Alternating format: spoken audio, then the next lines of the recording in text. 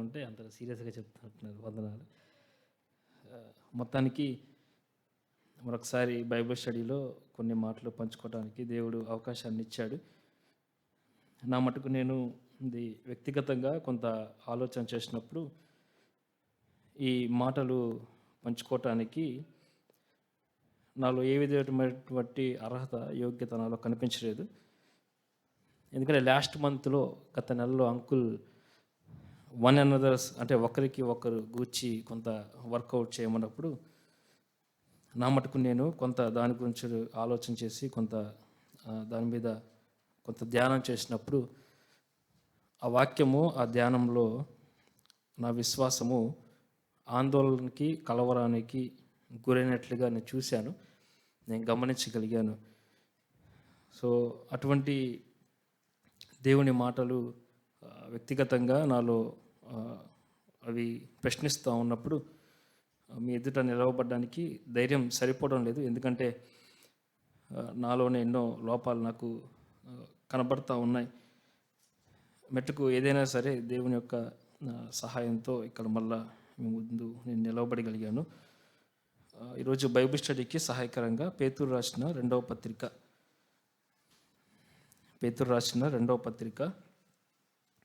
1వ అధ్యాయము 5-11 వచనాలు నేను చదువుతా ఉన్నాను. పేతురు రాసిన 2వ పత్రిక 1వ అధ్యాయం 5-12 వచనాలు చదువుతా ఉన్నాను. ఆ హేతువు చేతనే మీ మట్టుకు మీరు పూర్ణ జాగ్రత్త గలవారై మీ విశ్వాసమునందు సద్గుణమును, సద్గుణమునందు జ్ఞానమును, జ్ఞానమునందు ఆశా నిగ్రహమును, ఆశా నిగ్రహమునందు సహనమును, సహనమునందు భక్తిని, భక్తి యందు సహోదర ప్రేమను, సహోదర ప్రేమ యందు దయను అమర్చుకునుడి. ఇవి మీకు కలిగి విస్తరించిన అవి మన ప్రభువైన యేసుక్రీస్తును గూర్చిన అనుభవ జ్ఞాన విషయంలో మిమ్మల్ని సోమరులైనను నిష్ఫలులైనను కాకుండా చేయును. ఇవి ఎవనికి లేకపోవునో వాడు తన పూర్వ పాపములకు శుద్ధి కలిగిన సంగతి మర్చిపోయి గుడ్డివాడును దూరదృష్టి లేనివాడగును. అందువలన సహోదరులారా, మీ పిలుపును ఏర్పాటు నిశ్చయం చేసుకుంటకు మరి జాగ్రత్త పరుడి. మీరిటి క్రియలు చేయువారైతే ఎప్పుడును తొట్టెల్లరు. అలాగున మన ప్రభువును రక్షకుడునైన యేసుక్రీస్తు యొక్క నిత్య రాజ్యంలో ప్రవేశము మీకు సమృద్ధిగా అనుగ్రహింపబడును. చిన్న ప్రార్థన చేసుకుందాం. నమ్మదగిన మా ప్రియ పరలోకపు తండ్రి, దేవ, ఈ రాత్రికాల సమయము మరొకసారి మమ్మల్ని సజీవులుగా ఉంచి మీ యొక్క సన్నిధికి నడిపించిన దాన్ని బట్టి మీకు స్తోత్రాలు. సంఘంగాను సమాజంగాను కూడి మీ వాక్యము మేము ధ్యానించబోతుండగా అల్పుడను అయోగ్యుడను నన్ను కూడా మీరు జ్ఞాపకం చేసుకొని ప్రభువా, మాకు కావలసినటువంటి మాటలు మీరు మాకు అనుగ్రహించి ఆ మాటలు ప్రభువా మా యొక్క ఆత్మీయ జీవితానికి ప్రోత్సాహకరంగాను వృద్ధిని కలిగించేవిగాను ఉన్నట్లుగా మీ కృపను మాకు అనుగ్రహించమని మా ప్రభువు రక్షకుడైనటువంటి యేసు ఉన్నతమైన నామంలో స్తోత్రాలు చెల్లించి ప్రార్థిస్తున్నాం తండ్రి. ఆమేన్. ఇక్కడ మనము 5వ వచనం నుంచి 11వ వచనం మనం చదివాము. ఈ 5-11 వచనాల్లో పైన మనం చూస్తే గనక ఒక విశ్వాసి తన విశ్వాస జీవితంలో కలిగి ఉండవలసినటువంటి ఒక 7 ప్రాముఖ్యమైన లక్షణాలు ఇక్కడ మనం చూస్తూ ఉన్నాం. ఈ 7 రకాలైనటువంటి ప్రాముఖ్యమైన లక్షణాల గురించి నేను వివరించను, కానీ కేవలము ఒక్క అంశం, ఒక లక్షణం గురించి నేను మీ ముందు పంచుకోవాలని ఆశపడతా ఉన్నాను. అదేంటంటే కనుక సహోదర ప్రేమను అమర్చుకునడి. సహోదర ప్రేమను అమర్చుకునడి. ఒక నిజమైనటువంటి విశ్వాసంలో ఈ లక్షణాలు తప్పకుండా ఉంటాయి. ఈ లక్షణాలు లేకుండా నేను విశ్వాసి అని అనుకున్నా, విశ్వాసి అని అనిపించుకున్నా, అట్లాంటి విశ్వాసము దేవుడు అంగీకరించడు. అదేవిధంగా దేవుడు అట్లాంటి విశ్వాసాన్ని దేవుడు ఆమోదించడు. ఆయన కలిగినటువంటి విశ్వాసము, ఆయన మనలో ఏ విశ్వాసాన్ని కలిగి ఉండాలో మనము ఆయన చెప్పిన పద్ధతిలో మన విశ్వాసం ఉన్నప్పుడు ఆ విశ్వాసం అనేది దీవెనకరంగా ఉంటుంది. అందుకనే ప్రతి విశ్వాసి కూడా ఈ 7 ప్రాముఖ్యమైన లక్షణాలు మన విశ్వాస జీవితంలో ఉన్నాయో లేవో ఎవరికి వారమే తప్పకుండా మనము పరిశీలన చేసుకోవాలి. ఒకవేళ ఆ లక్షణాలు మనలో లేకపోతే ఆ లక్షణాలను మనము అమర్చుకోవాలి. ఒకవేళ ఆ లక్షణాలు గనక మనలో ఉంటే గనక వాటిలో మనము విస్తరించినట్లుగా ఫలించమని ఇక్కడ అపోస్తలుడైన పేతురు మనకు జ్ఞాపకం చేస్తూ ఉన్నాడు. కాబట్టి క్రైస్తవ విశ్వాసులుగా దేవుని యొక్క శిష్యులుగా పిలువబడుతున్న మనకు దేవుడు కొన్ని బాధ్యతలు మనకు అనుగ్రహించాడు. అది ఒకటి ఏంటంటే కనుక మనము దేవుణ్ణి ప్రేమించమన్నాడు. అదే సమయంలో మనల్ని మనమే ఏ విధంగా ప్రేమించుకుంటున్నామో మన పొరుగువారిని మన యొక్క సహోదరులను కూడా దేవుడు ప్రేమించమని చెప్పాడు. ఆయన సంఘంగా మనల్ని స్థాపించుకున్నప్పుడు, సహోదరత్వంలోనికి మనల్ని ఆయన పిలుచుకున్నప్పుడు ఒకరికి ఒకరము ఎటువంటి దృక్పథం కలిగి ఉండాలో, ఒకరికి ఒకరము ఎలాంటి సంబంధం మనం కలిగి ఉండాలో ప్రభువైన యేసుక్రీస్తు వారు మనకి ఈ బైబిల్ గ్రంథంలో చాలా స్పష్టంగా ఆయన తెలియజేశాడు. ఈ మాట మనం అర్థం చేసుకోవడానికి ఉదాహరణకి ఒక 2 వచనాలు నేను మీకు జ్ఞాపకం చేస్తాను. యోహాను సువార్త 3వ అధ్యాయము, యోహాను సువార్త 13వ అధ్యాయము, యోహాను సువార్త 13వ అధ్యాయము 34, 35 వచనాలు చదువుతా ఉన్నాను. మీరు ఒకరినొకరు ప్రేమింపవలనని మీకు క్రొత్త ఆజ్ఞ ఇచ్చుచున్నాను. నేను మిమ్మల్ని ప్రేమించినట్టే మీరును ఒకరినొకరు ప్రేమింపవలను. మీరు ఒకని ఎడల ఒకడు ప్రేమ గలవారైన ఎడల దీన్ని బట్టి మీరు నా శిష్యులని అందరూ తెలుసుకుందరను. ఇది ప్రభువైన యేసుక్రీస్తు వారు తన యొక్క శిష్యులతో మాట్లాడుతున్నప్పుడు ఆయన తన యొక్క శిష్యులకు ఇచ్చినటువంటి ఆదేశం. మన చేయనటువంటి ఈ 2 వచనాల్లో మనం కొంత ఆలోచన చేస్తే, కొంత జాగ్రత్తగా మనం గమనిస్తే కనుక దేవుడు ఒకే విషయాన్ని ఇక్కడ 3 సార్లు ఆయన ప్రస్తావిస్తూ ఉన్నాడు. ఒకే విషయాన్ని ఆయన 3 సార్లు చెప్తా ఉన్నాడు. అందులో ఒకటి ఏంటంటే కనుక మీరు ఒకరికి ఒకరు తప్పకుండా మీరు ప్రేమించుకోవాలి. ఇది మీకు నేర్చుకున్నటువంటి కొత్త ఆజ్ఞ అని అంటూ ఉన్నాడు. కొత్త ఆజ్ఞ అంటే ఇది ఇంతకుముందు లేనటువంటి ఆజ్ఞ అని అర్థం కాదు. కానీ పాత నిబంధనలో మనం చూస్తే గనక అక్కడ నిన్ను వలే నీ పొరుగు వారిని ప్రేమించు అనే మాటను దేవుడు ఇక్కడ ఉటంకిస్తూ మరొక కొత్తదనంతో ఇక్కడ శిష్యులకు ఆయన చెప్తా ఉన్నాడు. పాత నిబంధనలో మనం పొరుగు వారిని ప్రేమించాలి. నూతన నిబంధన వచ్చేసరికి మనం ఒకరికి ఒకరము ప్రేమించుకోవాలి అని దేవుడు ఇక్కడ ప్రభువైన యేసుక్రీస్తు వారు శిష్యులకు చెప్తా ఉన్నాడు.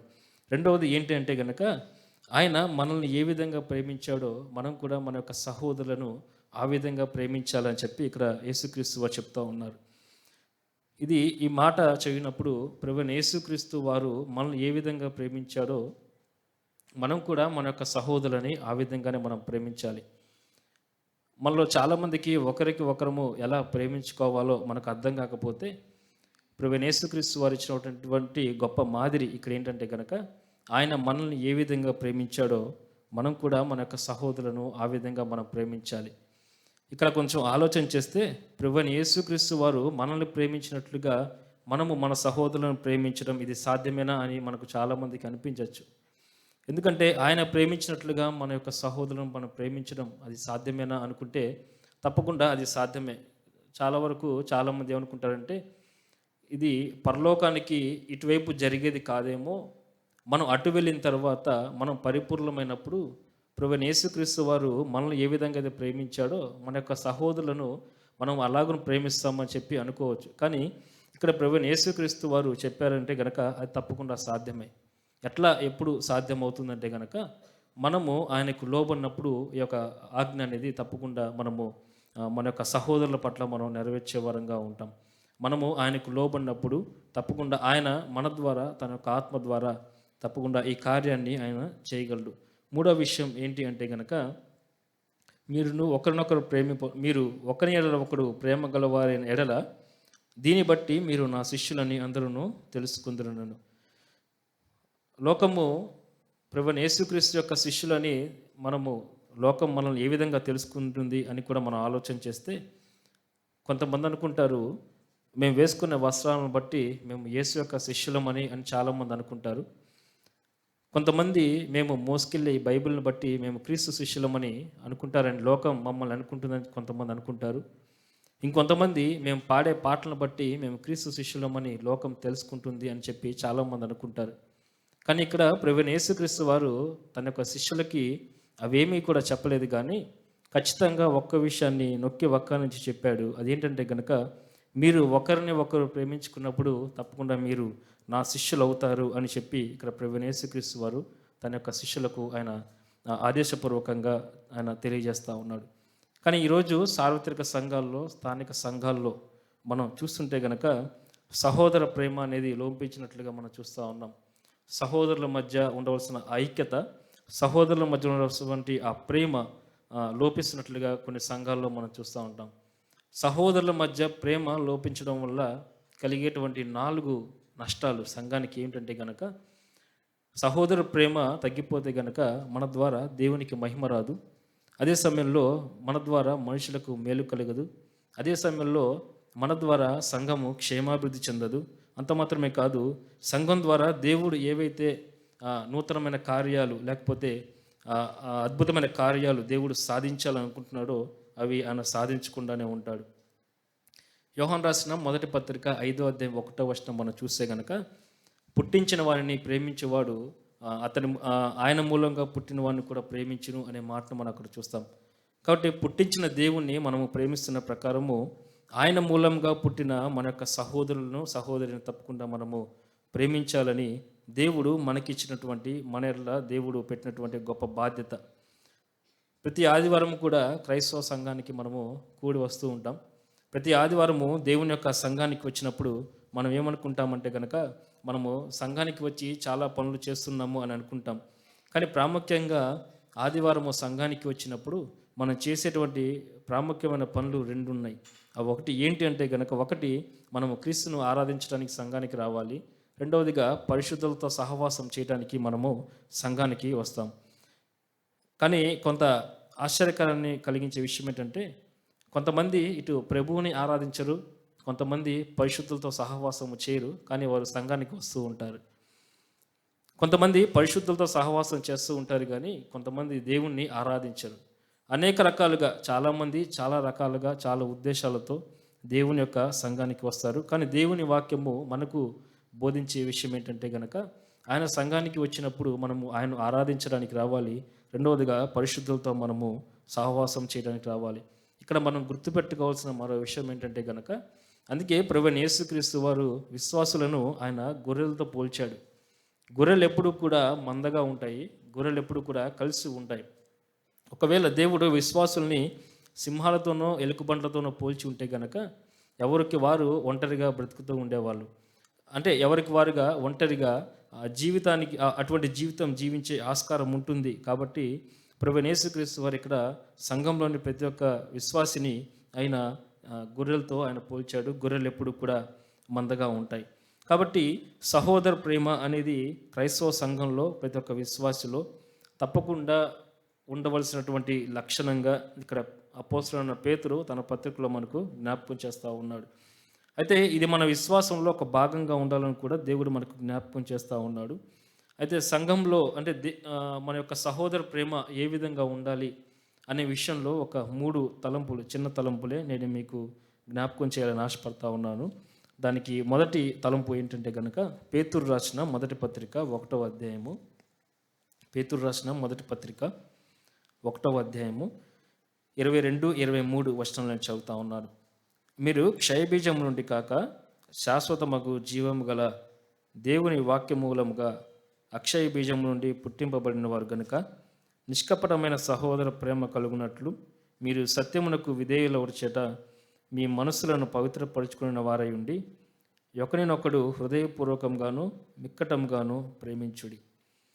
ఇక్కడ పేతురు చెప్తున్నటువంటి మాట ఏంటంటే గనక, మనము మన సహోదరులతో మన సహోదరులను ఏ విధంగా ప్రేమించాలంటే గనక నిష్కపటమైన హృదయంతో మనము ఒకరినొకరు ప్రేమించుకోవాలని ఇక్కడ పేతురు భక్తుడు మనకు తెలియజేస్తూ ఉన్నాడు. వాస్తవానికి మానవ సంబంధాలు మనకు ఏర్పడినప్పుడు, అంటే ఒక వ్యక్తితో మనము సహవాసం చేసినప్పుడు, లేకపోతే ఒక వ్యక్తితో మన యొక్క సంబంధం ఏర్పడినప్పుడు, ఒక వ్యక్తితో మన యొక్క స్నేహము ఏర్పడినప్పుడు, ఆ యొక్క సహవాసంలో, ఆ యొక్క సంబంధంలో, ఆ యొక్క స్నేహంలో నిష్కాపట్యం ఉండాలి, అంటే నిష్కలంకంగా ఉండాలని చెప్పి ఇక్కడ పేతురు జ్ఞాపకం చేస్తూ ఉన్నాడు.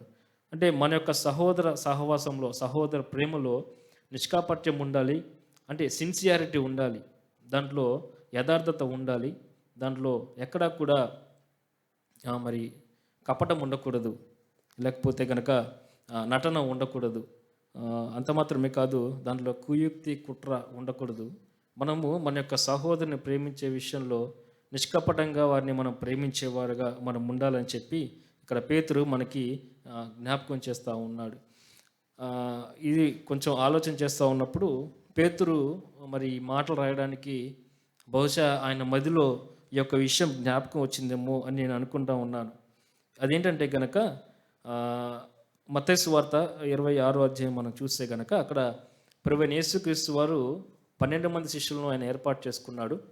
ఆ 12 మంది శిష్యులను యేసుక్రీస్తు ప్రభు వారు నిష్కపటంగా వారిని ప్రేమిస్తూ వచ్చాడు. కానీ ఆ 12 మందిలో ఒకరు మాత్రము దేవుణ్ణి ప్రేమించేసరికి, దేవుణ్ణి ప్రేమించే విషయంలో వచ్చేసరికి ఎటువంటి ప్రేమను ఆయన కనబరిచాడంటే కనుక కపటమైన ప్రేమను కనబరిచాడు. యూదా ఇస్కరియోతు యూదా గురించి అక్కడ మనం చేస్తే, ఇస్కరియోతు యూదా యేసుక్రీస్తు ప్రభు ద్వారా ఎంపిక చేయబడ్డాడు. యేసు ద్వారా పరిచర్యలో నియమించబడ్డాడు. యేసుతోనే తిరిగాడు. కానీ యేసుక్రీస్తు ప్రభుని ప్రేమించే విషయాన్ని వచ్చేసరికి తనలో ఎంత కపటం ఉందో అక్కడ దేవుని వాక్యం మనకు చాలా స్పష్టంగా బోధిస్తూ ఉంది.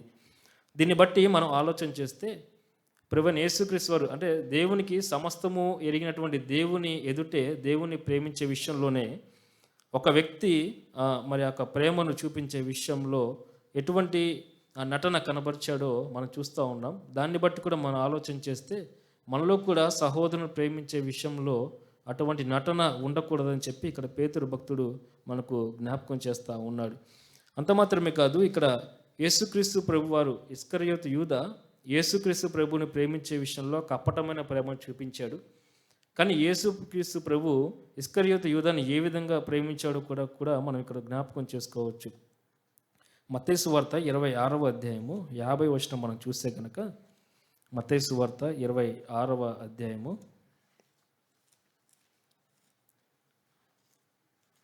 26వ అధ్యాయము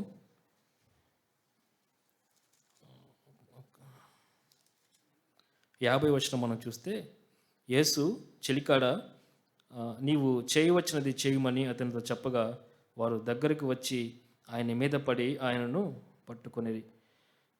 ఇక్కడ ఇస్కరియోతు యూదా ఒక పథకం ప్రకారం ఒక ప్లాన్ వేసుకొని యేసుక్రీస్తు ప్రభువుని ఆ యొక్క ప్రధాన యాజకులు అప్పగించడానికి వచ్చినప్పుడు యేసుక్రీస్తు ప్రభువుకి యూదా గురించి మొత్తం తెలుసు. యూదా ఒక దొంగని తెలుసు.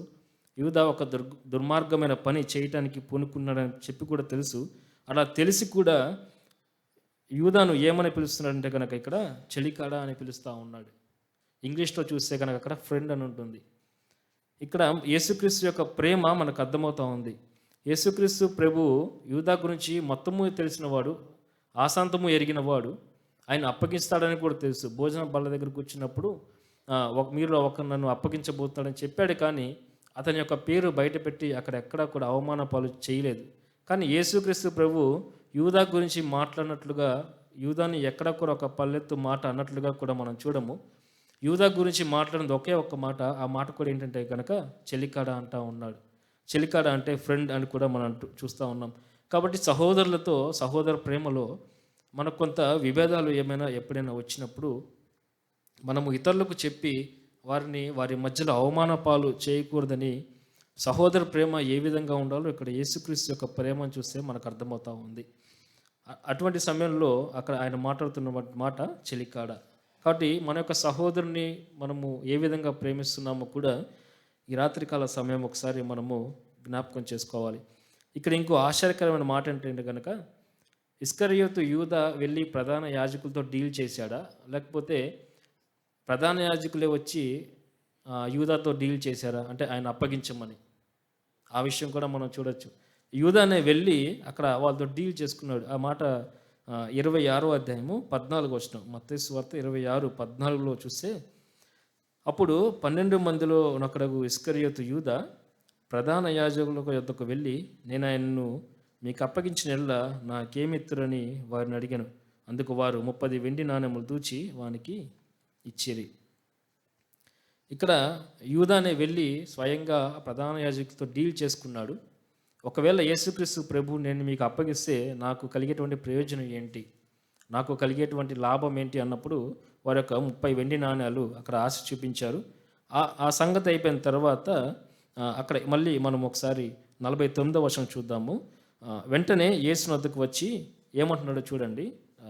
యూదా ఇట్లా అంటున్నాడు, బోధకుడా, బోధకుడా అంటున్నాడు. బోధకుడా అంటే ఏంటంటే గనక ఒక మంచి గౌరవ సూచకమైనటువంటి మాట.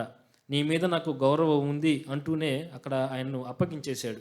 రెండో మాట ఏమంటున్నట్టే గనక 49వ వచనంలో నీకు శుభమని చెప్పి, శుభము అంటే గనక నీకు మంచి జరుగుతుంది, నీకు సంతోషం. ఏ రకంగా సంతోషం? ఇక్కడ సంతోషం కలిగించే విషయం ఏమీ లేదు. కానీ అక్కడ నీకు నీ మీద నీ పట్ల నాకు గౌరవం ఉంది అంటూనే సంతోషించమను అని చెప్తూనే ఇక్కడ ఇస్కరియోతు యూదా యేసుక్రీస్తుని నమ్మక ద్రోహం చేసినట్లుగా మనం చూస్తూ ఉన్నాము. కాబట్టి ఇక్కడ కరెక్ట్ టెర్మినాలజీ శుభమని చెప్పాడు, తర్వాత బోధకుడు అని యూదా కరెక్ట్ టెర్మినాలజీ వాడాడు. కానీ యేసుక్రీస్తు ప్రభువుని అక్కడ అప్పగించేశాడు. మనం కూడా సహోదరులను ప్రేమించే విషయంలో మనం కూడా ఏమంటాయి గంటగా కనిపించగానే praise lord brother, praise lord sister, దేవుని దీవించిన గాక అంటాం. కానీ వాళ్ళు వెళ్ళిపోయిన తర్వాత వారి గురించి ఎప్పుడో ఒకసారి మనము సనుక్కునే మనం ఉంటాం. కాబట్టి ఆ విషయాన్ని ఇక్కడ పేతురు జ్ఞాపకం చేస్తూ ఉన్నాడు. సహోదరులను ప్రేమించే విషయంలో ఎటువంటి మనస్తత్వం ఉండాలంటే కనుక నిష్కపటంగా మనము సహోదరులను ప్రేమించాలి. ఆ యొక్క సహోదర ప్రేమలో కుట్ర ఉండకూడదు, కపటం ఉండకూడదు, కుయుక్తి ఉండకూడదని ఇక్కడ పేతురు భక్తుడు మనకు తెలియజేస్తూ ఉన్నాడు. రెండవ తలంపు ఏంటంటే కనుక రోమాపత్రిక 12వ అధ్యాయము 10వ వచనం. సహోదర ప్రేమ ఏ విధంగా ఉండాలో ఇక్కడ రోమాపత్రిక 12:10లో కూడా మనం చూస్తాం. రోమాపత్రిక 12వ అధ్యాయము 10వ వచనంలో మనం చూస్తే, సహోదర ప్రేమ విషయంలో ఒకని యందొకడు అనురాగము గలవారై. సహోదర ప్రేమ విషయంలో, సహోదరులను ప్రేమించే విషయంలో ఏముండాలంటే కనుక అనురాగం ఉండాలి. ఇందాక మనం పేతురు మొదటి పత్రికలో మనం చూసాం కదా, మిక్కటమైన ప్రేమతో ఒకరిని ఒకడు ప్రేమించుకోవాలి. మిక్కటమైన ప్రేమ అంటే ఆసక్తితో, శ్రద్ధతో మనము మన యొక్క అనురాగంతో మన యొక్క సహోదరుని మనము ప్రేమించాలి. ఉదాహరణకి సహోదరు పట్ల మన యొక్క ప్రేమ ఏ విధంగా ఉండాలంటే, మనము స్టవ్ ఆన్ చేసి వేడి నీళ్ళు పెట్టినప్పుడు వాటర్ ఒక బాయిలింగ్ పాయింట్కి వచ్చినప్పుడు అవి ఎట్లా సౌండ్ వస్తుంది కదా, కుత్త మన సౌండ్ ఎట్లా వస్తుందో అటువంటి ప్రేమ, అటువంటి అటువంటి ఆసక్తితో తీవ్రమైన ప్రేమ మనం కలిగి ఉండాలని చెప్పి, అటువంటి అనురాగం కలిగిన ప్రేమ సహోదర ప్రేమలో కనిపించాలని ఇక్కడ మనం చూస్తూ ఉన్నాం. సాధారణంగా చర్చ్ ఫెలోషిప్స్కి వచ్చినప్పుడు సహోదర పట్ల ఉన్నటువంటి ప్రేమ ఎట్లా ఉంటుందంటే కనుక, కొంతమంది, అంటే అందరూ కాదు, కొంతమందికి ఉండేటువంటి అలవాటు సహోదర ప్రేమలు ఏంటంటే కనుక చర్చ్ ఫెలోషిప్ అయిపోగానే చూసి నవ్వుతారు. నవ్విన తర్వాత ఒక మైల్ దూరంలో వెనక నిలబడతారు. కొంతమంది ఏం చేస్తారంటే కనుక జస్ట్ షేక్ హ్యాండ్ ఒకటి ఇస్తారు అంతే. ఇంకొంతమంది ఏం చేస్తారంటే కనుక వచ్చి ఇట్లా భుజం మీద చేసి జస్ట్ ఆ భుజాన్ని ఇట్లా నొక్కుతారు. నాలుగోది ఏంటంటే కనుక ఇంకొంతమంది అయితే కనుక కొంత ఎమోషనల్గా ఫీల్ అయిపోయి వారిని ఇట్లా కౌగిలించుకొని ప్రైజ్ లార్డ్ బ్రదర్, ఎట్లా ఉన్నావు, బాగున్నావా అంటారు. అంటే వీరి యొక్క సహోదర ప్రేమ ఆ 2-3 మాటల వరకే పరిమితం అయిపోయింది. కానీ ఈ యొక్క సహోదర ప్రేమ ఏ విధంగా ఉండాలంటే కనుక ఇక్కడ పౌలు భక్తుడు మనకు జ్ఞాపకం చేస్తూ ఉన్నాడు. అదేంటంటే కనుక సహోదర ప్రేమ అనురాగంతో కూడుకున్నదై ఉండాలి. ఒకరి పట్ల ఒకడు అనురాగము చూపించుకునే వారంగా ఉండాలి. భార్యాభర్తల మధ్య ఏముంటుందండి? భార్యాభర్తల మధ్య అనురాగం ఉంటుంది. వారు తమ యొక్క అనురాగాన్ని ప్రతిరోజు చూపించుకుంటూ ఉంటారు. వారిలో ఉన్నటువంటి నిజమైన ప్రేమను ప్రతిరోజు కూడా వ్యక్తపరుచుకుంటూ ఉంటారు. భార్యాభర్తల మధ్య ఉన్నటువంటి అనురాగము వారు ఎప్పుడు కూడా, అంటే భార్యాభర్తలు ఎప్పుడు కూడా అనురాగంతోనే ఉండరు. వారానికి 7 రోజులు, లేకపోతే నెలకి 30 రోజులు, సంవత్సరానికి 320 రోజులు ఒకరినొక్కరిని ఇట్లా అంటుకునే ఉంటారంటే కనుక ఉండరు. కొన్నిసార్లు వారి మధ్య కూడా కొన్ని మిస్అండర్స్టాండింగ్స్ వచ్చినప్పుడు ఎడముఖం పెడముఖం పెట్టుకుంటారు. కానీ ఒక బంధం అనేది వాళ్ళని బంధించి పెట్టింది. ఆ అనురాగం ఎప్పుడైతే వాళ్ళని బంధించి పెట్టిందో కొంతసేపు వాళ్ళు దూరంగా వెళ్ళిపోయినప్పటికీ మళ్ళీ అనురాగం అనేది ఏదైతే ఉందో ఆ బంధము మళ్ళీ వాళ్ళిద్దరిని కలుపుతుంది. అది ఇక్కడ పౌలు జ్ఞాపకం చేస్తూ, ఒకవేళ సహోదరుల మధ్య ఏమన్నా విభేదం వచ్చినా సరే, సహోదరుల మధ్య అనురాగం ఉన్నప్పుడు వాళ్ళు కొంత వెడంగా వెళ్ళినప్పటికీ కూడా దేవుని సహాయం ద్వారా మరలా వాళ్ళ దగ్గరకు వచ్చే విధంగా ఉండాలని ఇక్కడ పౌలు భక్తులు మనకు తెలియజేస్తూ ఉన్నారు. ఈ అనురాగము కలిగినటువంటి స్నేహితులు బైబిల్ గ్రంథంలో ఎవరైనా ఉన్నారా అని నేను కూడా కొంత ఆలోచన చేసినప్పుడు పాత నిబంధనలో దావీదు యోనాతానుల యొక్క స్నేహం నాకు జ్ఞాపకం వచ్చింది. మరి దావీదు యోనాతానుల స్నేహం గురించి ఈ మధ్య సోషల్ మీడియాలో బైబిల్ను ఏదో విధంగా కొంత వ్యతిరేకం చేయడానికి కొంతమంది ఆలోచన చేస్తూ వారిద్దరి మధ్య ఉన్నటువంటి ఆ రిలేషన్షిప్ని వేరే రకంగా చాలామందికి తెలియజేస్తూ ఉన్నారు. అంటే పచ్చకామెరలో వచ్చినోడికి లోకమంతా పచ్చగా కనిపించినట్లు దుర్మార్గులకి చాలామంది ఈరోజు సోషల్ మీడియాలో ఏదో ఒక చిన్న పదాన్ని బయటికి తీసి దాన్ని వక్రీకరిస్తూ ఉన్నారు. అయితే దావీదు యోనాతానుల మధ్య ఉన్నటువంటి యొక్క స్నేహము అనురాగంతో కూడుకున్నదిగా మనం చూస్తాం. దావీదు యోనాతాను చనిపోయిన తర్వాత యోనాతాను ఏ విధమైనటువంటి ప్రేమను దావీదు పట్ల కనపరిచాడో అది దావీదు జ్ఞాపకం చేసుకుంటూ ఈ గొప్ప మాట మనం చూస్తాము. 2వ సమూయేలు గ్రంథము 18వ అధ్యాయము, క్షమించండి 2వ సమూయేలు గ్రంథము 1వ అధ్యాయము 26వ వచనంలో యోనాతాను దావీదుకు చూపించినటువంటి ప్రేమ దావీదు జ్ఞాపకం చేస్తూ ఉన్నాడు. 2వ సమూయేలు 1:26, నా సహోదరుడా యోనాతానా, నీవు నాకు అతి మనోహరుడవై ఉంటివి, నీ నిమిత్తము నేను బహుశోకం నందుచున్నాను. నా యందు నీకున్న ప్రేమ బహు వింతైనది, స్త్రీలు చూపు ప్రేమ కంటేను అది అధికమైనది. అంటే ఒక పురుషునికి ఒక స్త్రీ చూపించేటువంటి ప్రేమ కన్నా ఒక గొప్ప ప్రేమను యోనాతాను దావీదు పట్ల కలిగినట్లుగా మనం చూస్తూ ఉన్నాం. 18వ అధ్యాయం మొదటి సమూయేలు 18వ అధ్యాయంలో 1వ వచనం మనం చూస్తే అక్కడ దావీదు యోనాతానుల యొక్క హృదయాల గురించి అక్కడ రాయబడి ఉంటుంది. అక్కడ వాళ్ళిద్దరికి హృదయాల గురించి రాస్తే ఏమంటుందంటే కనుక వారి యొక్క హృదయాలు కలిసిపోయినట్లుగా మనం చూస్తాం. కానీ ఇంగ్లీష్ వర్షన్లో మనం చూస్తే కనుక చాలా గొప్ప, అంటే తెలుగులో కన్నా ఇంగ్లీష్లో చాలా బాగా ట్రాన్స్లేట్ చేశారు. అంటే the heart of Jonathan was knit with the heart of David. Knitting అంటే తెలుగులో ఏమొస్తుందంటే కనుక అల్లడం, లేకపోతే రెండు కలిపి కుట్టడం.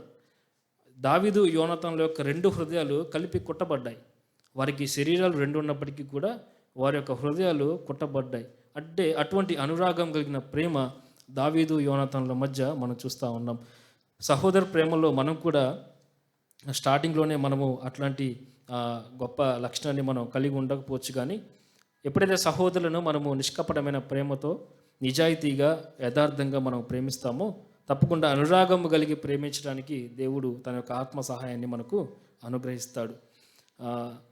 ఒకసారి ఒక వృద్ధురాలు చాలా సహోదర ప్రేమ గురించి ఒక బుక్లో చదివినప్పుడు ఏంటంటే, ఒక వృద్ధురాలు సంఘానికి రావట్లేదు. ఆమె కొంత అనారోగ్యంతో ఇంట్లోనే బెడ్ రెడ్ అనే ఇంట్లో ఉంది. ఇద్దరు సహోదరులు వెళ్ళారంట. ఇద్దరు సహోదరులు వెళ్ళి ఆ దగ్గరికి వెళ్ళి కొంచెం మాట్లాడారంట. మాట్లాడి వచ్చేటప్పుడు, అమ్మగారు మీరు భయపడమాకండి, మీ కొరకు నేను మేము ప్రార్థన చేస్తాము అని అన్నారంట. అయితే ఆ వృద్ధురాలకు ఉన్నటువంటి ఆ యొక్క సమయస్ఫూర్తితో ఎట్లా అందంట, మంచంలోన నా కొరకు నేను ప్రార్థన చేసుకుంటాను, కానీ కిచెన్ రూమ్లో కొన్ని అంట్లు ఉన్నాయి, కొంచెం కడిగిపోండి అని చెప్పిందంట. కాబట్టి సహోదర ప్రేమ అంటే ఏంటి అంటే కనుక సహోదరుల మధ్య ఉన్నటువంటి ఆ యొక్క, అంటే ఒక్కటే వృద్ధురాలు ఉంది, వాళ్ళు అక్కడికి వెళ్ళి మంచంలో ఉన్నప్పుడు మీ కొరకు నేను ప్రార్థన చేసి వచ్చేస్తాను అని చెప్పడం కరెక్టా, లేకపోతే ఆ యొక్క ఇంటికి వెళ్ళినప్పుడు ఆ యొక్క ఇంట్లో ఉన్నటువంటి పరిస్థితులు చూసి అక్కడ అవసరాలు తీర్చడం ముఖ్యమా అని కూడా మనం ఆలోచన చేయాలి. ఇక్కడ ఆ వృద్ధురాలు చెప్పగినట్లుగా బయటికి ఎవరు చెప్పుకోలేకపోవచ్చు. పలానా సహోదరుడు లేకపోతే పలానా సహోదరు నాకు ఈ విధంగా చేస్తే చాలా బాగుండు అని కొంతమంది చెప్పుకోలేకపోవచ్చు. కానీ సహోదర ప్రేమ మనలో ఉంటే గనక తప్పకుండా మనము యొక్క అవసరతలు మనం గుర్తించి అవి తీర్చగలిగే వారంగా మనం ఉండాలి. ఈ మాట నాకు జ్ఞాపకం వచ్చినప్పుడు యోహాను భక్తుడు చెప్తా ఉన్నాడు. 1 యోహాను పత్రిక 3వ అధ్యాయంలో ఒక చిన్న మాట ఉంటుంది. ఈ లోకపు జీవనోపాధి గలవాడి ఉండి అని ఒక మాట ఉంటుంది. 1 యోహాను 17-18 వచనం చూడండి. ఈ లోకపు జీవనోపాధి గలవాడై ఉండి తన సహోదరునికి లేమి కలుగట్టు చూచియు అతని ఎడల ఎంత మాత్రమునో కనికరము చూపని వాని యందు దేవుని ప్రేమ ఎలాగూ నిల్చును. ఈ మాట అని చదివినప్పుడు నిజంగానే నేను కూడా కనికరాన్ని చూపించే విషయంలో, సహోదర ప్రేమను చూపించే విషయంలో నాలో కూడా ఎంతో లోటు ఉందని నేను గమనించగలిగాను. అటువంటి ప్రేమ, సహోదర ప్రేమ దేవుడు తన యొక్క సంఘంలో తన యొక్క సహోదరుల మధ్యలో ఉండాలని ఆయన ఆశపడతా ఉన్నాడు. 2 మాటలు మనం చూసాము. సహోదరుని ప్రేమించే విషయంలో మనలో నిష్కపటమైన ప్రేమను మనం కనపరచాలి. రెండవది, సహోదరుని ప్రేమించే విషయంలో మనలో ఎటువంటిది ఉండాలంటే అనురాగంతో కూడినటువంటి ప్రేమ మనలో ఉండాలని తెలియజేస్తూ ఉన్నాడు. మూడవ మాట ఏంటంటే కనుక హెబ్రీ పత్రిక 13:1 మనం చూస్తే సహోదర ప్రేమ నిలవరంగా ఉండనీయుడి అనే మాట మనం చూస్తూ ఉన్నాం. నిలవరంగా ఉండనీయుడి అంటే దాన్ని కొనసాగించే వారంగా మనం ఉండాలి. సహోదర ప్రేమను ఎప్పుడూ కూడా మనము ఆటంకపరచకూడదు, లేకపోతే దాన్ని ఎప్పుడు కూడా మనం అభ్యంతరపరచకూడదు, దాన్ని ఎప్పుడు ఎక్కడ కూడా మనము నిలిపివేయకూడదు. దేవుని రాకడ వచ్చే వరకు కూడా మనము మన యొక్క సహోదర ప్రేమను కొనసాగించే వారంగా మనం ఉండాలి. కానీ కొన్ని సందర్భాల్లో కొన్ని విషయాలను బట్టో లేకపోతే కొన్ని కారణాల బట్టో సహోదరుల మధ్య అటువంటి ప్రేమ కుంటి పడిపోవచ్చు. బహుశా నాలో స్వార్థం ఉన్నప్పుడు నేను సహోదరులను ప్రేమించలేను, నాలో అసహనం ఉన్నప్పుడు నేను సహోదరులను ప్రేమించలేను, లేకపోతే నాలో ఏదేమైనా భేదాభిప్రాయం సహోదరుల పట్ల ఏమైనా భేదాభిప్రాయం ఉన్నప్పుడు నేను దేవుడు ఆశించిన రీతిగా నేను సహోదరులను ప్రేమించలేకపోవచ్చు. కానీ అలాంటి సందర్భాలు వచ్చినప్పుడు కూడా అవన్నీ పక్కన పెట్టేసి సహోదరుని ప్రేమను కొనసాగించే విషయంలో మనము తప్పకుండా ప్రతి ఒక్కరం కూడా ఎన్నో రకాలైన ప్రయత్నాలు చేయవలసి ఉంటుంది. మామూలుగా సంఘంలో మనము కొన్ని సంఘాల్లో మనం చూస్తే కనుక సంఘాల్లో ఏమైనా ఒకరి మధ్య ఒకరికి ఏమైనా అపార్థం వచ్చినా కొంత భేదాభిప్రాయం వచ్చినా సంఘాలు 2 ముక్కలు 3 ముక్కలుగా అయిపోయే సంఘాలు కూడా ఉన్నాయి.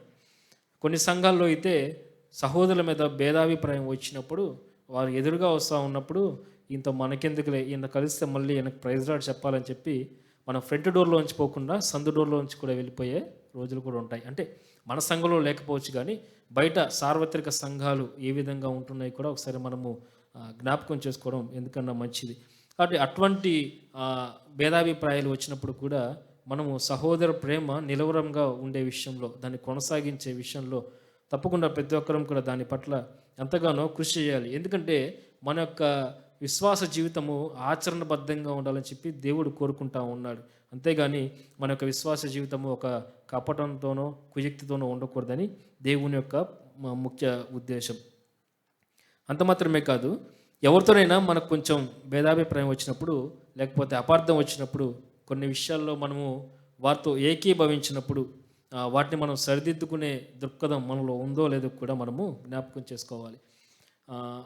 అమెరికా దేశం నుంచి చైనా దేశానికి ఒక మిషనరీ వెళ్ళాడు. అక్కడ కొంతమంది చిన్నపిల్లలు తొక్కుడు బిళ్ళ ఆడుతున్నారు అనమాట. తొక్కుడు బిళ్ళ అంటే ఒక కాలు పైకి ఆడతాం కదా. ఒక పిల్లవాడు తన యొక్క సహోదరుని భుజం మీద వేసుకొని తొక్కుడు బిళ్ళ ఆడుతూ ఉన్నాడంట. ఆ తొక్కుడు బిళ్ళ అయిపోయిన తర్వాత ఈ మిషనరీ ఆయన దగ్గరికి వెళ్ళి, నువ్వు తొక్కుడు బిళ్ళ ఆడేటప్పుడైనా సరే మీ తమ్ముడిని కింద దింపచ్చు కదా అంటే కనుక ఆ పిల్లవాడు ఆ చిన్నవాడు ఏమన్నాడంటే తనకు వచ్చినటువంటి లాంగ్వేజ్లో, వీడు నా తమ్ముడు, వీడు నాకు ఎంత మాత్రము కూడా భారం కాదు అని చెప్పాడు. కాబట్టి సంఘంలో సహోదరులుగా సహోదరులుగా మనము ఒకరినొకరు ప్రేమించుకునే విషయంలో ఒకరి భారము ఒకరు మనము తప్పకుండా మోసేవారంగా మనం ఉండాలి. సంఘంలో మన యొక్క తమ్ముళ్ళ భారాన్ని, అక్కల భారాన్ని, లేకపోతే తల్లిదండ్రుల భారాన్ని మనం మోసేవారంగా దాన్ని మోయడానికి మనకు ఇష్టపడుతున్నామో లేదా కూడా మనము జ్ఞాపకం చేసుకోవాలి. ఈ విషయాలన్నీ నేను వ్యక్తిగతంగా ధ్యానం చేస్తూ ఉన్నప్పుడు ప్రతి విషయంలో కూడా నాలో ఎంతగానో లోపాలు నాకు కనబడతా ఉన్నాయి. అయినప్పటికీ దేవుని యొక్క సహాయము మళ్ళా నేను ఆ విషయం సహోదరుని ప్రేమించే విషయంలో తప్పకుండా నేను కూడా అడుగులు వేయాలనే ఒక ఆలోచన కలిగి ఈ విషయం నేను పంచుకుంటా ఉన్నాను. కాబట్టి ప్రతి ఒక్క భారాన్ని మనం మోసేవారంగా మనం ఉండాలి. మత్తయి సువార్త 11:28 మనం జ్ఞాపకం చేసుకుంటే ఏమని ఉంటుందండి? ప్రయాసపడి భారం కోసం సమస్త జనులారా నా యొద్దకు రండి, నేను మీకు విశ్రాంతి కలుగు చేస్తాను. మనం ఎప్పుడు కూడా మన భారాలు ఆయన మీద మోపడానికి మనం ప్రయత్నం చేస్తూ ఉంటాం. మన భారాలు మోసే దేవుడు మనకు కూడా ఒక ఆజ్ఞ ఇచ్చాడు.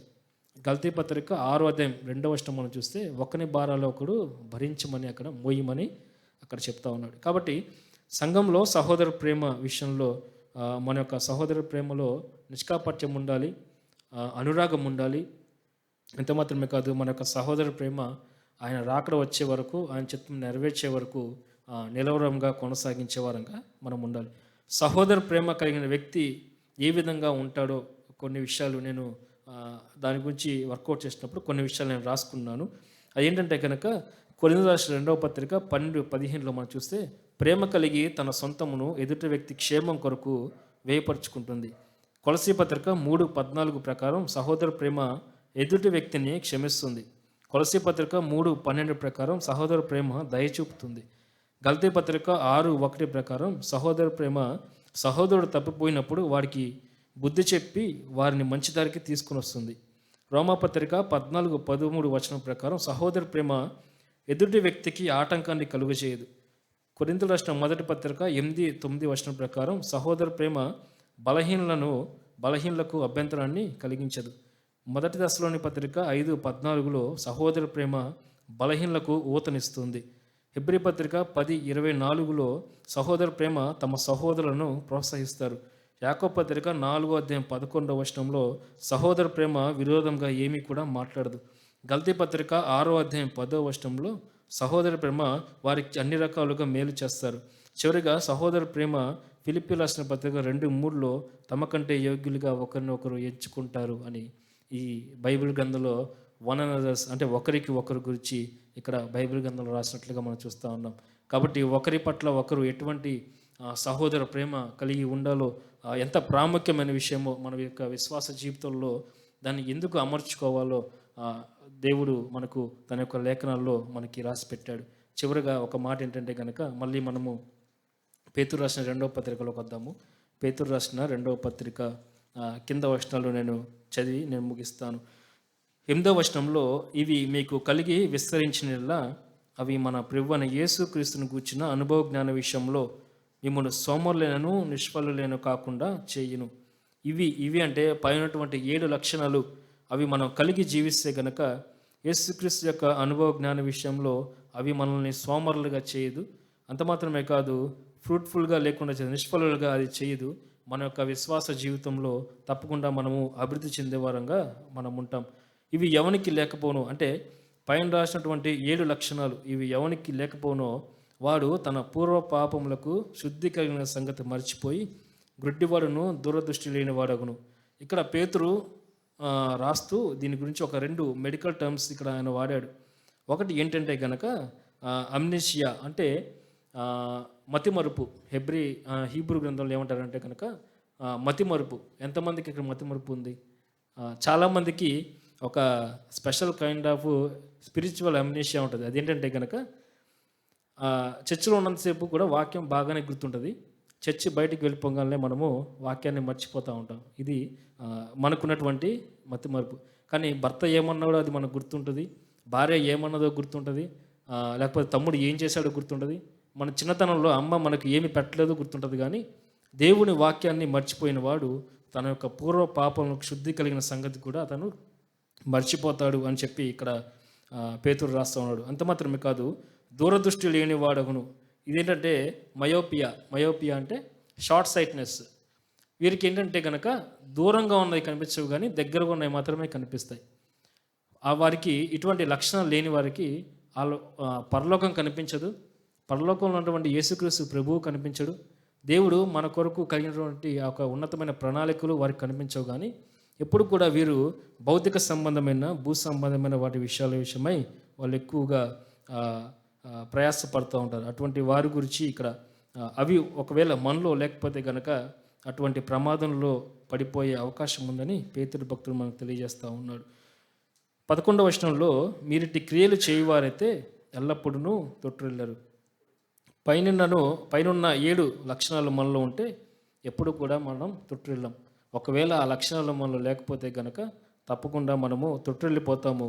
మన విశ్వాసము నకిలీ విశ్వాసం అని కూడా మనము ఎంచుకోవాలి. అలాగన మన ప్రభువును రక్షకుడైన యేసుక్రీస్తు యొక్క నిత్య రాజ్యంలో ప్రవేశం మీకు సమృద్ధిగా అనుగ్రహింపబడును. పరలోక రాజ్యంలో ప్రవేశం కూడా 2 రకాలుగా ఉంటుంది. ఒకటి సమృద్ధికరమైన ప్రవేశము, 2 సంకుచితమైన ప్రవేశం. సమృద్ధి కలిగిన ప్రవేశం అంటే కనుక ఉదాహరణకి మనము అపోస్తలుల కార్యాలు 6వ అధ్యాయంలో 6వ అధ్యాయం మనం చూస్తే 7వ అధ్యాయంలో మనం చూస్తే అక్కడ స్టెఫను రాళ్ళ పెట్టి కొట్టి చంపబడినప్పుడు అక్కడ పరలోకపు యొక్క ద్వారాలు తెరవబడినప్పుడు అక్కడ ప్రభువైన యేసుక్రీస్తు వారు తండ్రి దగ్గర నిలిచి ఉండట అనే మాట మనం చూస్తాం. ఎక్కువగా మనం బైబిల్ గ్రంథంలో ప్రభువైన యేసుక్రీస్తు వారు తండ్రి కుడిపాశమున ఆసీనుడై ఉన్నాడే మాట మనం చూస్తాం. కానీ స్టెఫను మరణించిన తర్వాత ప్రభువైన యేసుక్రీస్తు వారు లేచి నిలబడి ఆయన్ను ఆహ్వానిస్తున్నట్లుగా ఆ సందర్భంలో యేసుక్రీస్తు ప్రభువే లేచి నిలబడి తనను ఆహ్వానిస్తూ ఉన్నాడు. బలా నమ్మకమైన మంచి దాసుడా అని స్టెఫనును అక్కడ ఆహ్వానిస్తూ ఉన్నాడు. అంటే సమృద్ధికరమైన ప్రవేశం అంటే దేవుడు మనకిచ్చినటువంటి తలాంతులను, దేవుడు మనకిచ్చినటువంటి ఈవులను ఆయన కొరకు వాడినప్పుడు, పౌలు గారు ఏ విధంగా అయితే తన కొరకు ఆయన కొరకు జీవించినప్పుడు ప్రతిఫలం ఏ విధంగా అయితే ఆయన పొందుకున్నాడో, తప్పకుండా మనం కూడా అటువంటి ప్రతిఫలం మనం పొందుకుంటాం. ఒకవేళ కొంతమంది సంకుచితమైన ప్రవేశం కలిగి ఉంటారు. అది కొరింథీ పత్రిక 3వ అధ్యాయం 15వ వచనం మనం గమనిస్తే, వీళ్ళు రక్షించబడ్డారు, కానీ అగ్నిలో నుండి వాళ్ళు బయటికి లాగబడి రక్షించబడ్డారు. వారి యొక్క క్రియలు ఏమవుతాయంటే కనుక క్రియలు కాలిపోతాయి. వారి యొక్క క్రియలు ఎట్లాంటివి అంటే కనుక గడ్డి, కర్ర, కుయ్యకాలు లాంటివి. వీళ్ళు రక్షించబడ్డారు, కానీ వీరికి ప్రతిఫలము పరలోక రాజ్యంలో ఏమీ ఉండదు. ఇటువంటి సంకుచితమైన ప్రవేశం కలిగిన కొంత వాళ్ళు ఉంటారు, సమృద్ధికరమైన ప్రవేశము కలిగిన వారు ఉంటారు. కాబట్టి ఒకవేళ దేవుడు మనకిచ్చినటువంటి ఆ యొక్క ఆలోచనలు కావచ్చు, తలాంతులు కావచ్చు, ఈవుల్ని కావచ్చు, ఆయన కొరకు వాడకుండా మనం మన కొరకు వాడుకుంటే, ఒకవేళ మనం కూడా సంకుచితమైన ప్రవేశం గుండా ఒకవేళ వెళ్తే గనక దేవుని ఎదుట మనకి ఎటువంటి ప్రతిఫలం మనకు దొరకదు. నరకంలో ఏ విధంగా అయితే ప్రతి ఒక్కరికి శిక్ష రకరకాలుగా వేరువేరుగా ఉంటుందో, పరలోకంలో ప్రవేశించే వారికి కూడా ప్రతిఫలము పొందుకునే వారు ఉంటారు, ప్రతిఫలం పొందుకోలేని వారు కూడా ఉంటారు. కాబట్టి పరలోకంలో మరి కన్నీరు ఉంటుందా అంటే కనుక, ప్రకటన గ్రంథం 21:4లో మనం చూస్తే అక్కడ ప్రభువైన యేసుక్రీస్తు వారు ప్రతి ఒక్కరి బాష్ప బిందువు తుడుస్తాడు, అక్కడ ఏడుపు ఉండదు. ఇవన్నీ మనం చూస్తాం. కానీ 50 సంవత్సరాల క్రితము ఒక దైవజనుడు పేరు గుర్తురావట్లేదు కానీ టియర్స్ ఇన్ హెవెన్ అనే బుక్ ఒకటి రాశాడు. ఆ బుక్లో చూస్తే కనుక పరలోకంలో ఏడుపు ఉంటుంది. ఎవరికి ఏడుపు ఉంటుందంటే కనుక, సంకుచితంగా ఎవరైతే పరలోక రాజ్యంలో ప్రవేశించారో వారు తప్పకుండా ఏడుస్తారు. ఎందుకంటే దేవుడిచ్చిన తలాంతులను, దేవుడిచ్చిన ఈవులను ఆయన కొరకు వాడుకోకుండా మన స్వప్రయోజనం కొరకు మనం వాడుకున్నప్పుడు ప్రతి ఒక్కరు ప్రతిఫలం పొందుకుంటూ నేను ప్రతిఫలం పొందుకోకలేకపోతే తప్పకుండా మనకు అక్కడ ఏడుపే మిగులుతుంది. పరలోక రాజ్యంలో ఆయనతో సహవాసం ఉంటుంది, కానీ ప్రతిఫలం మనం పోగొట్టుకున్న వారంగా మనం ఉంటాం. ఇక్కడ అదే కదా రాసింది, నిత్య రాజ్యంలో ప్రవేశం మీకు సమృద్ధిగా అనుగ్రహింపబడును. కాబట్టి 7 లక్షణాలు నేను చెప్పలేదు, కానీ ఒక లక్షణం నేను చెప్పాను. తప్పకుండా 7 లక్షణాలు మనలో ఉన్నప్పుడు ఆ సమృద్ధికరమైన ప్రవేశం దేవుడు మనకు అనుగ్రహిస్తాడు. చివరిగా ఒక ఉదాహరణతో నేను ముగిస్తాను. ఒక టీచర్ 25 సంవత్సరాలు ఒకటే స్కూల్లో పనిచేస్తూ ఉందంట. 25 సంవత్సరాలు ఒకటే స్కూల్లో పనిచేస్తూ తన యొక్క ప్రమోషన్ గురించి ప్రిన్సిపల్కి అర్జీ పెట్టుకుంది. ప్రిన్సిపల్ ఏమో ఆ యొక్క అర్జీని చూసి ఆమెకు ప్రమోషన్ ఇవ్వకుండా కొత్తగా వచ్చిన టీచర్కి ప్రమోషన్ ఇచ్చాడంట. ఆమె వెళ్ళి ఆ టీచర్ ప్రిన్సిపల్ దగ్గరికి వెళ్ళి గొడవ పెట్టుకుంటుంది. నేను 25 సంవత్సరాలుగా ఈ స్కూల్లో సర్వీస్ చేస్తూ ఉన్నాను, నాకు ఇవ్వకుండా కొత్తగా వచ్చిన టీచర్కి ఏ విధంగా మీరు ఇస్తూ ఉన్నారంటే కనుక ఆ ప్రిన్సిపల్ అంటున్నాడు, మనకి 25 సంవత్సరాల ఎక్స్పీరియన్స్ లేదు, కానీ 1 సంవత్సరం ఎక్స్పీరియన్సే నీకు 25 టైమ్స్ ఉందన్నాడంట. నువ్వు 1 సంవత్సరం ఎక్స్పీరియన్సే నీకు 25 సార్లు ఉంది. అంటే నువ్వు మొదట్లో స్కూల్లోకి వచ్చినప్పుడు ఏ విధంగా అయితే నువ్వు పాఠాలు చెప్పావో అలాగే చెప్తున్నావు, నీలో ఎదుగుదల లేదు, నీలో కొత్తదనం లేదు, కాబట్టి నేను నీకు ప్రమోషన్ ఇవ్వలేను అని చెప్పి ఆ యొక్క ప్రిన్సిపల్ ఆమెకు చెప్పి ఆమెకు ప్రమోషన్ ఇవ్వలేదు.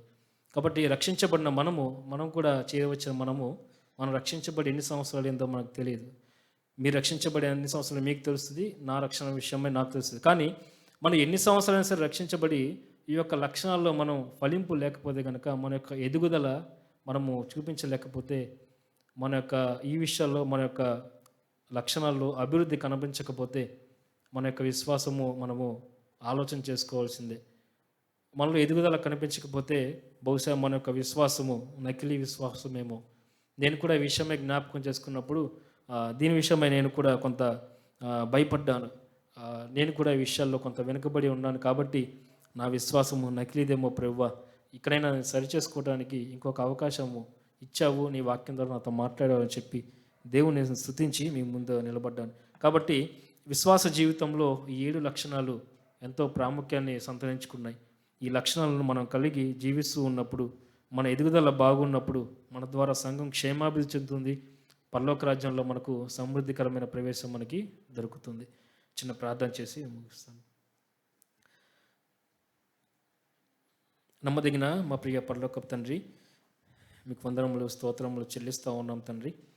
ఈ రాత్రికాల సమయము విశ్వాసులుగా మా యొక్క విశ్వాస జీవితంలో ఒక 7 ప్రాముఖ్యమైన లక్షణాలు కలిగి ఉండాలని మీరు పేతురు భక్తుడి ద్వారా మాకు తెలియజేశారు.